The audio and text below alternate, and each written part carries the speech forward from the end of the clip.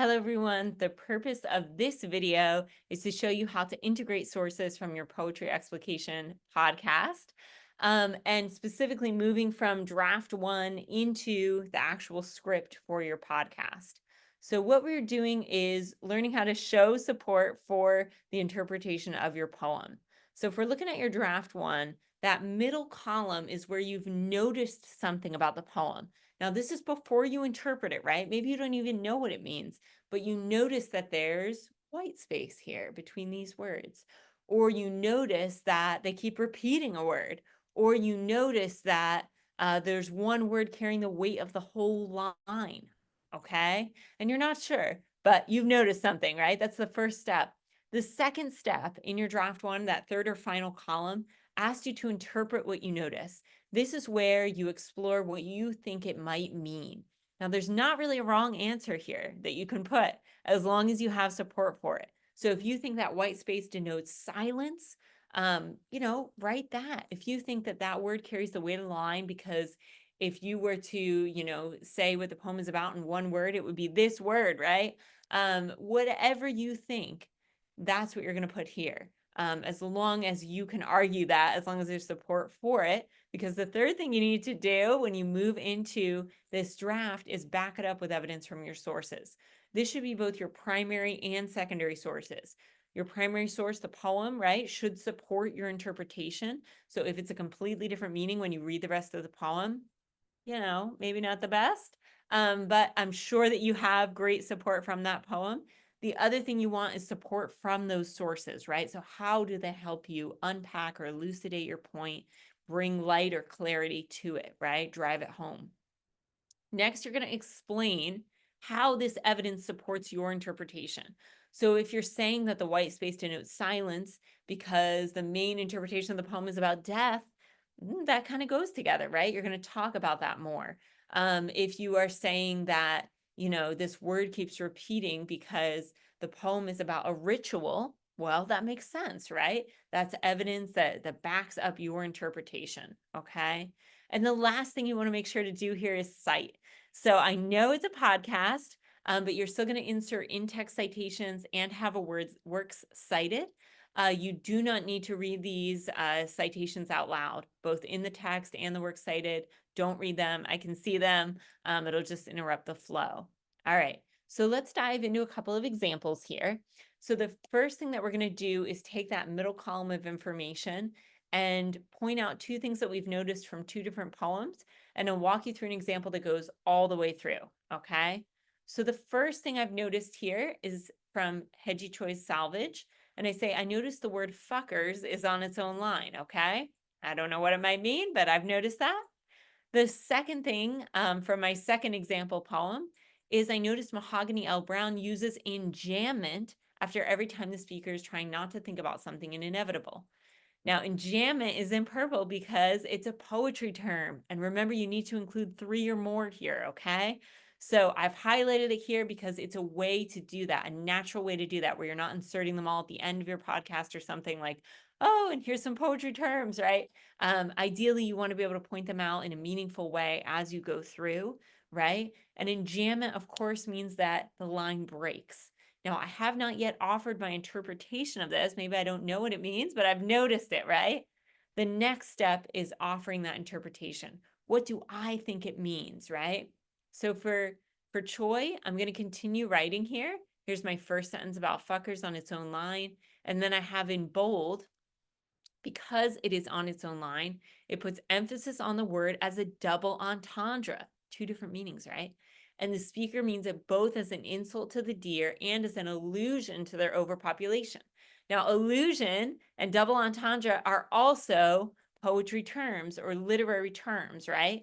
I highlighted these. I know double entendre isn't in the official list of poetry terms, but we did talk about it in class, and if you would like to use it for that, that's fine with me. If you have a literary term you're uncertain of if it would count or something, just run it past me. I'm pretty flexible. I put it in here to show that it's flexible, that it's not only my list of poetry terms that we went through, but any kind of poetry terms that help you to elaborate on your point here. Okay.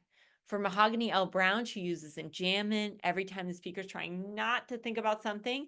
Here, the enjambment means the speaker's looking away or trying to separate herself from the thoughts and worries she's having about her daughter. And we talked about how effective that is, right? The line breaking, the insertion of white space, the new stanza, so that she just can't, push it away as much as possible and try to keep the thought from coming in, right?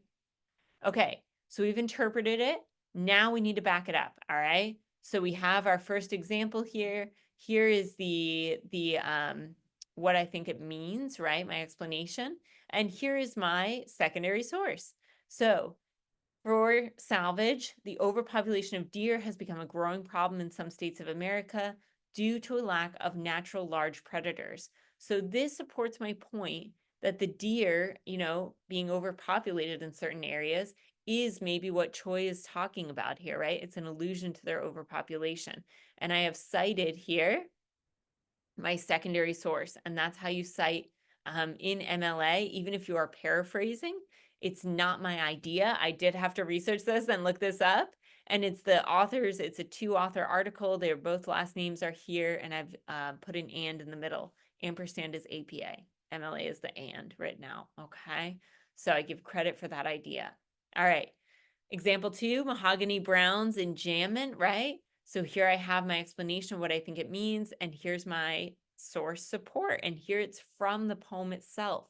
So I've quoted the lines. I put lines such as, I tried not to look, and then I have the slash to show the line breaks. Remember, that's how you show that. I tried not to imagine her, break. And I tried not to picture, break. All break in order to show how she is literally pushing the thoughts that follow away as much as she can. Okay, so the poem itself shows this better than even a secondary source in this case. And here's how I would cite those lines, her last name lines, and then 2, 4, 6. Okay. The quote is integrated into the writer's own words, into my own words here. I introduce it and I explain it. So you want to make sure that you are connecting it to your own words at the beginning, and that you explain what you mean either in the same sentence or the next sentence. A lot of times the next sentence works better. It happened to be the same one here. Okay. Finally, we got to tie it back to the main point, right? So here's our initial notice. Here's the lines we already read for salvage. And the next thing I'm going to write is this plethora of deer contributes to the speaker's frustration about them in the poem and raises the question of how much compassion is due, both to the deer and to the speaker themselves. Okay, so I'm explaining why I'm including this secondary source here, right? What does that mean in light of the poem?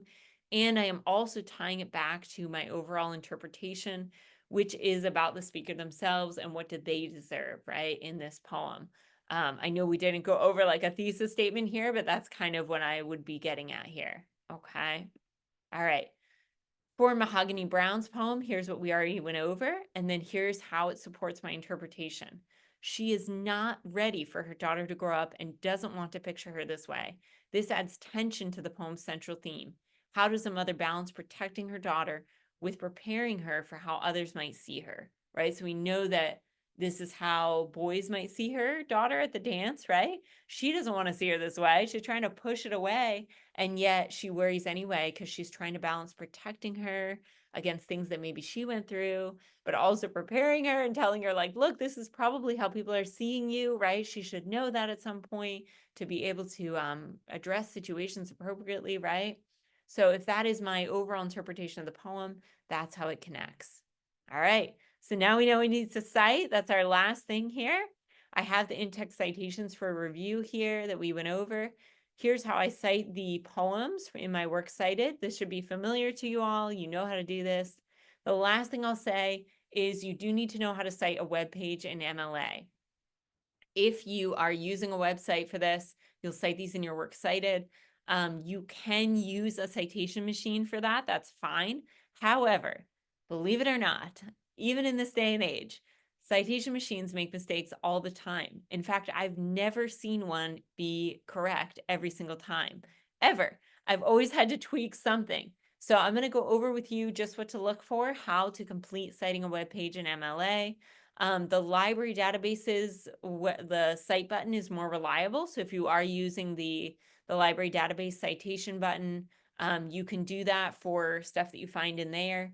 And Consensus as well has a reliable citation button.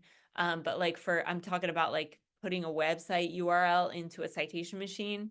I haven't seen it work perfectly yet. So here it is. Here's the overall how to do it format. All right, and I'll walk you through for this particular website that I have pictured up here. The first thing I have is the author's last name, comma, first name. I found it right here. All right. What if there is no author? Oftentimes websites do not have an author. What you're going to do is use the group, author, or organization. Okay. So that's the most common thing that you just look for. What group is this? What organization is this? They probably wrote it together as a group. Okay. The next thing that you're going to do is put the title of the web page or article. Now, this is different from the website. So up here is the title of the website, MIT Management Sloan School. The title of the web page is Study, Social Media Use Linked to Decline in Mental Health. And I put that in quotes with a period inside the quotes. Now, the next thing I do is the title of the website right at the top there in italics. Notice this is not the URL. It's not the www. It's the name of the website, okay? The URL comes later. Next, you're going to put the date that it was written. You're going to put the number or the day first, the abbreviated month, and then the year. Then you have that URL, the actual link from the top, okay?